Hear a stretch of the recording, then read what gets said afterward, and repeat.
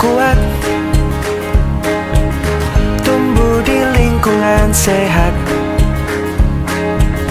bersama guru yang hebat, penuh cinta dan bersahabat, mendidik dengan tulus, gunakan 7 jurus. Kenali potensi, kelola emosi, tumbuhkan resiliensi, jaga konsistensi dan jalin koneksi, membangun kolaborasi dan menata situasi.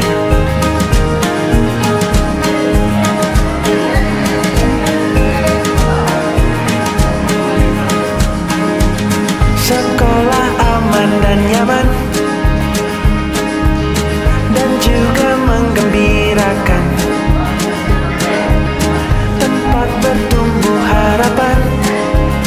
Bersama ayo kita wujudkan, mendidik dengan tulus, gunakan 7 jurus.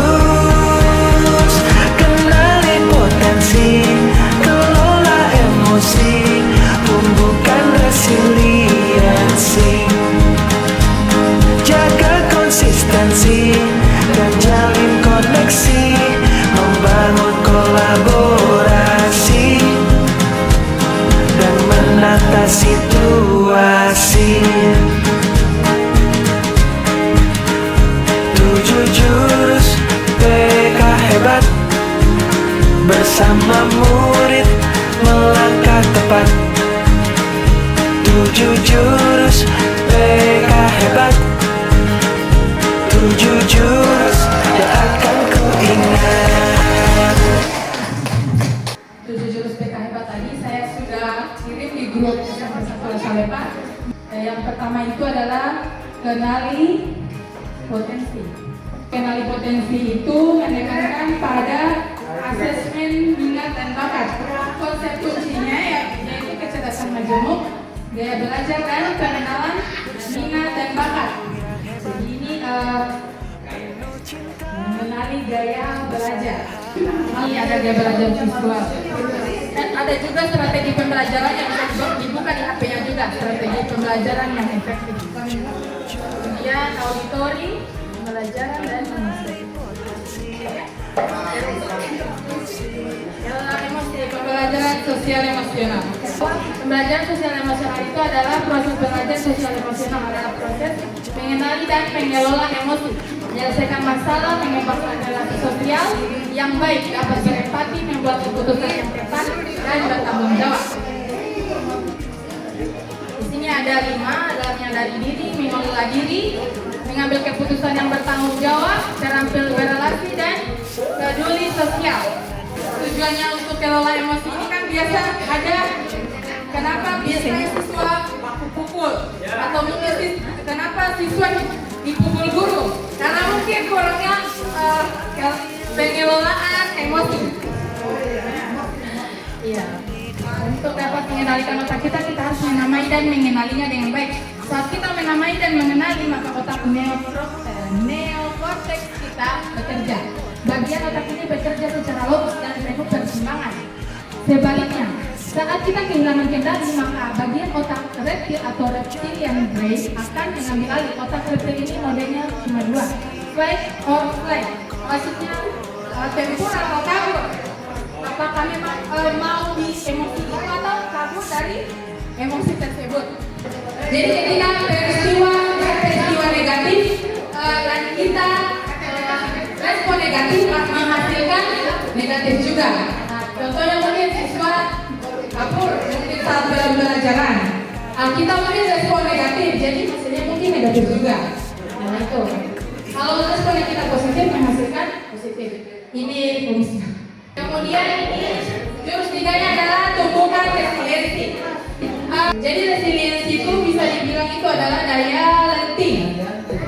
Jadi daya lenting itu adalah kemampuan untuk bangkit kembali setelah menghadapi kesulitan, bukan sekedar tidak menyerah, tetapi juga kemampuan untuk beradaptasi, belajar dan terus berkembang. Ya, jadi contohnya itu kalau setiap ada tugas mungkin sebenarnya bisa dia kerjakan, tapi karena memang motivasi untuk bangsa itu untuk belajar itu tidak ada. Jadi memang ini mungkin pentingnya tumbuhkan tumbuhkan resiliensi itu adalah untuk memotivasi siswa, bukan hanya untuk belajar, tapi untuk mencapai cita-cita boleh. Jadi menanamkan kepada siswa bahwa kita itu bisa tumbuh, gitu. Kita itu bisa tumbuh, tapi harus dengan usaha, gitu. Jadi memotivasi siswa untuk ketika mungkin dikeluarkan dari kelas, gitu. Bagaimana caranya supaya mereka memperbaiki?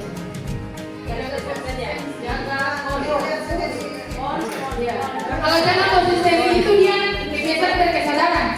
Kebiasaan dan kesadaran itu adalah dia lebih bagus dia sadari sendiri, bukan karena dorongan dari orang lain begitu.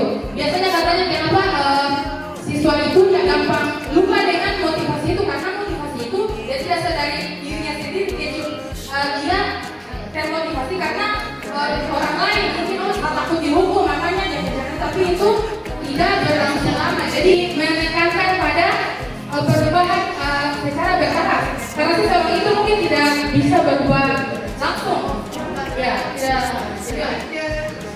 jalin koneksi. Dan koneksi ini bagaimana supaya masalah siswa itu bisa sampai ke kita begitu. Jadi memberikan kesempatan begitu dengan mendengarkan dengan baik apa sih sebenarnya yang dialami siswa itu. Bangun kolaborasi mungkin untuk guru BK, guru wali kelas, guru mata pelajaran dan orang tua siswa, kerjasama multi pihak. Lingkungan belajar yang aman, nyaman dan menggembirakan. Jadi mungkin untuk modul 7 untuk menata situasi bagaimana kita guru kemudian sekolah juga supaya semua kita yang ada di lingkungan sekolah bisa menciptakan lingkungan yang aman, nyaman dan menggembirakan bagi siswa. Mungkin itu 7 modul 7 jurus PKK.